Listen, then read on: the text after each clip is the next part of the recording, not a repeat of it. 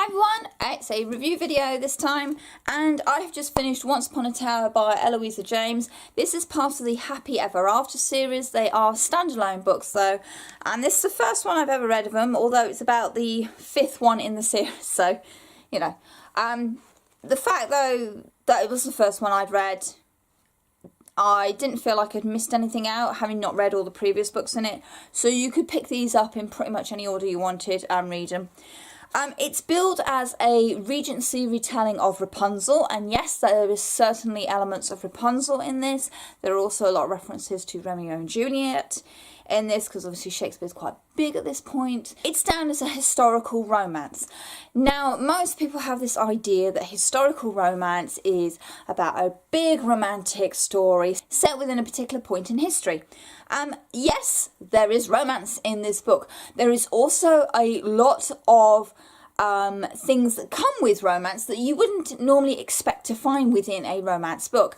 There is obviously the love at first sight, falling hard for a person you barely know, and getting married, and then suddenly all the messy stuff that comes with getting married, most noticeably the wedding night, and a lot of issues that come between our couple in this book rise from basically neither of them actually knowing what they're supposed to be doing, and neither of them wanting to fail, and neither of them actually being able to talk about their failure.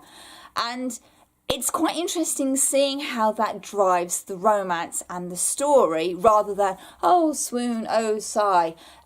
It's not really about that. It's more about two people learning to know each other, learning to trust each other, and also overcoming quite a big difficulty that normally isn't discussed, that even now we still don't talk about problems in the bedroom.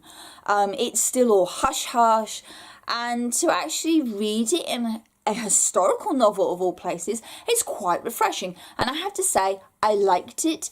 It was very honest, it was very open. It's also quite graphic in places, so this is not for a young, inexperienced reader. This is certainly for someone who knows what goes on in the bedroom, particularly on the wedding night.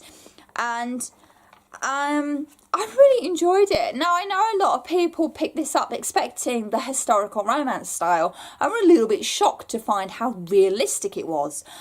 It always strikes me quite odd that people don't understand that romance is more than just ogling each other's eyes. There is actually a whole aspect to romance that is never even talked about, and one of those is sex. It happens, it's part of life. People enjoy doing it, but there are problems with it. And if we can't talk about them in the real world, then we kind of need to find somewhere where we can talk about problems about sex between people. And actually, this is quite a good way of raising those issues and bringing up a discussion. I certainly wouldn't want to read some of the passages aloud because, like I said, they are quite graphic, they are quite detailed, but as I also said, it's very honest.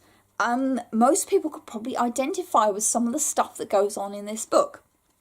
But put that all aside, Once Upon a Tower, I don't read Regency as a rule. I'm not a huge Austen fan. I tried the Dark Days Club and was totally bored by it. But I really enjoyed this. It ticked all the boxes for me about what I want from a historical novel.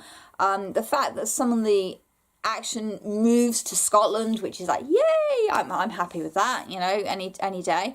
But there was no overbearingness of etiquette and manners, and it was alluded to a little bit, but it wasn't the drive of the story. The story was about two people coming together and learning what it takes to be married to each other. And I really enjoyed it. The Rapunzel aspect of the story is very sweet. When it comes along, it's like, oh yes, that's kind of obvious. And there are nods to it throughout the story. Like I say, Romeo and Juliet is also quite a big part of this story. The author actually says it's one of her starting points for coming up with this idea. And so it's quite nice to see some of the naughtier aspects of Romeo and Juliet that are glossed over when you do it for GCSE coming to the forefront and actually you know, this is what it means. And I was like, oh, okay then, fine. Obviously, my teacher didn't cover that little bit. But there we go. So I will be looking out for more books by Eloisa James. She's written quite a few.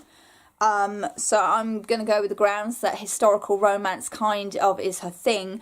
But judging by how different this one is to her other ones, according to some reviews on Goodreads, I don't think I'm going to get bored with her style, which will be really nice. So Once Upon a Tower, read this if you want an honest view of what married life is like, particularly at the very start. And if you like a little bit historical Regency in here, I highly enjoyed it and highly recommend it.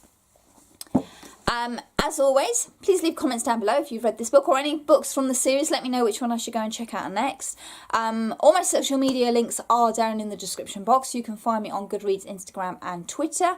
I'm currently doing the Christmas Spirit Readathon. If you want to follow me along on that, it's #CSReadathon on Twitter. And as always, thank you very much for watching and happy reading. Bye!